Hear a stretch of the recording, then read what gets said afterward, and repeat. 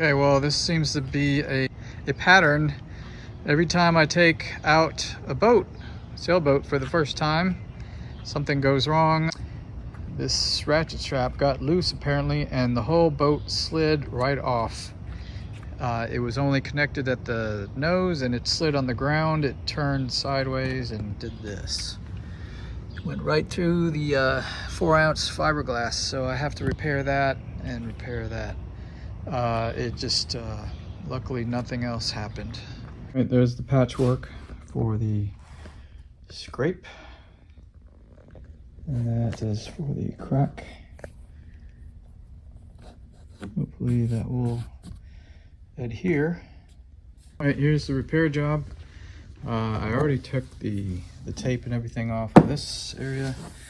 It's got a new piece of 4-ounce glass on top of it. It feels really good. And I just kind of peeled this off, but I put it back on. That's why it's wrinkly, so you can see what I did. This is just a piece of wax paper to make it smooth, and it's smooth except for right here. It's not, the weave is not full here, but everywhere else it's full. Okay, there it is after sanding. All right, there's the new sail rig for my Spark Sailing Canoe. It's a windsurfing sail, 6.4 meters, which is about 69 square feet. It's a higher aspect ratio rig, so it should be, if anything, it should be more powerful than the sunfish sail, especially going upwind. And on a beam reach, it should have a lot of power. It's missing some battens, and a couple of the battens are too short, so I have to replace those, and I have to extend the boom out slightly. It's not quite enough tension on the luff, but it should be a lot of fun. I think anything between 60 and 80 square feet is going to be good on this boat. All right, it's just connected to a stub mast. The mast goes through there, and then I mounted this as far back as I could because it had to be pretty close to the stagger board. On the windsurfing board, it was about 20 inches, and now this is 24, so it's a couple inches forward. So that's why I kind of moved the mast step back. I'm just wondering if maybe if I move it forward and then I lean the sail more. The problem with leaning the sail is then downwind it's going way out to the side, and it's gonna be a problem. I don't want it. I want this connection to be pretty tight right here between the boom and the stub mast. Last thing to do is to add some kind of block. Probably right here.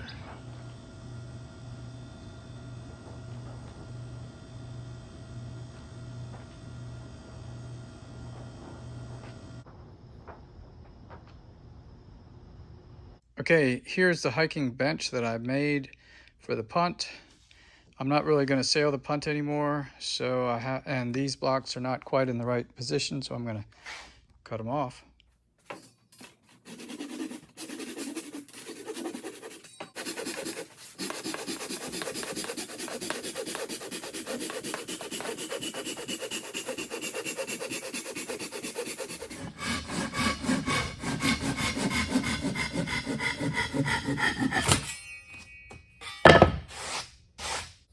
All right, I'm glad I didn't use any metal in there. It would have ruined my brand new saw blade.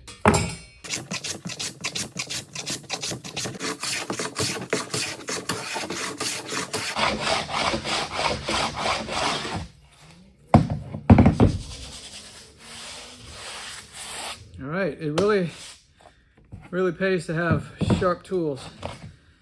This is over 100 years old. It's number 6. Got it from the uncle of my father-in-law. All right, the first time out sailing is going to look something like this. These are the outriggers I'm going to try first. The last time I was out on the punt, I tried this once, and The wind was just not high enough to really get a sense of how that performs. So I'm going to test it again.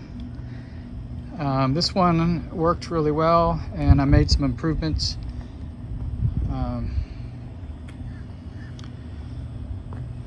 The crossbar and the two skimmers is only, it's 28 pounds. So that's pretty light. I was surprised. And the stub mass is 4 pounds.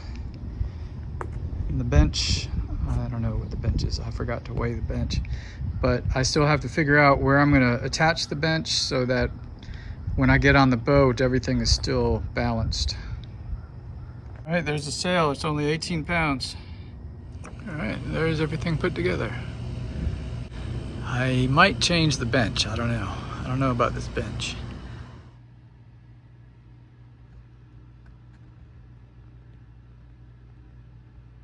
Okay, I'm gonna go ahead and make all the ribs for this.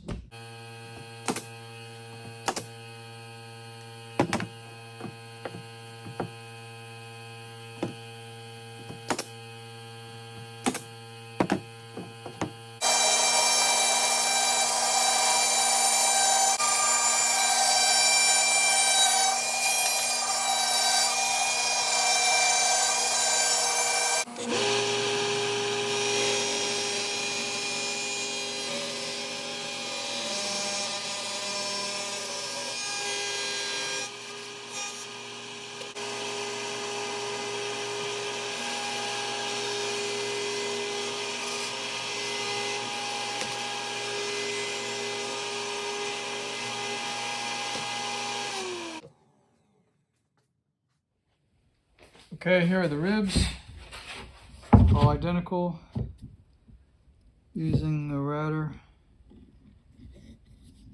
and a pattern.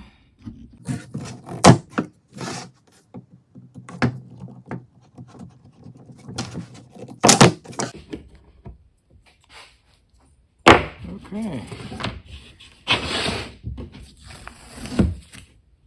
There are the 5 ribs. I got a super light one, heavy, heavy, light, heavy, light, heavy.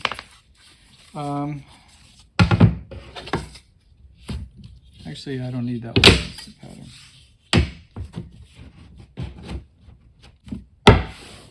Alrighty. Step number 1. Okay, here we go. This is how I put together a little wing. This is basically a little wing. It's a hydroplaning wing.